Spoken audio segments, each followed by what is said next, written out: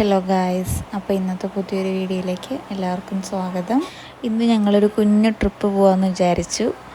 വേറെ എങ്ങോട്ടും അല്ല, അമ്പലത്തിലേക്കാണ്. നല്ല വെയിലും ചൂടൊക്കെ ആയതുകൊണ്ടാണ് ഈവനിങ് പോണത്. 5 മണിയായിട്ടുണ്ട്, എന്നാലും വെയിലിനൊരു കുറവുമില്ല. അപ്പോൾ മോർണിംഗ് പോയി കഴിഞ്ഞ് കഴിഞ്ഞാൽ ബുദ്ധിമുട്ടാണ്, അതുകൊണ്ടാണ് ഈവനിങ് പോണത്.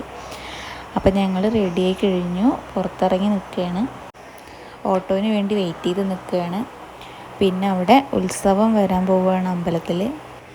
മെയ് 13ഉം 14ഉം ആണ് കാളവേലയും പൂരവും വരുന്നത്. പ്രസിദ്ധമായിട്ടുള്ളൊരു പൂരമാണ് കേട്ടോ. അപ്പോൾ വണ്ടി വന്നു, ഞങ്ങളതിൽ കയറി. ഏകദേശം എത്താനായിട്ടുണ്ട്. ആദൂന് മിഡിലിരിക്കണത് ഇഷ്ടമല്ല, എന്നിട്ട് അവൾ വക്കത്തിരിക്കണം പറഞ്ഞിട്ട് അവിടെ നിന്നിട്ട് ഇപ്പോൾ കാറ്റടിക്കുമ്പോൾ അവൾക്ക് നല്ല ഇഷ്ടമാവുന്നുണ്ട്. അപ്പോൾ അവളിങ്ങനെ കുറേ നേരം അവിടെ ഇരുന്നു.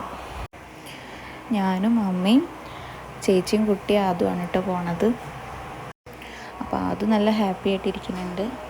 അവൾക്ക് യാത്ര ചെയ്യണമൊക്കെ നല്ല ഇഷ്ടമാണ്. അപ്പോൾ അമ്പലം എത്തിയിട്ടുണ്ട്.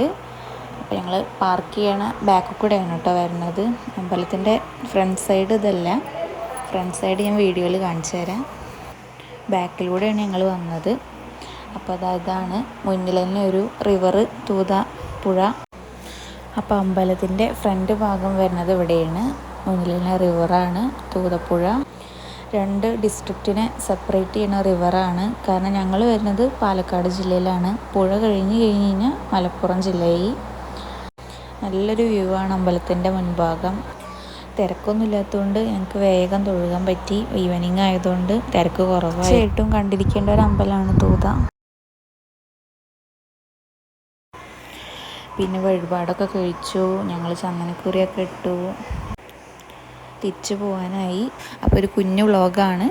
വീഡിയോ ഇഷ്ടപ്പെട്ടതിന് ചാനൽ ലൈക്ക് ചെയ്യുക, ഷെയർ ചെയ്യുക, കമൻറ്റ് ചെയ്യുക, സബ്സ്ക്രൈബ് ചെയ്യുക. Thank you.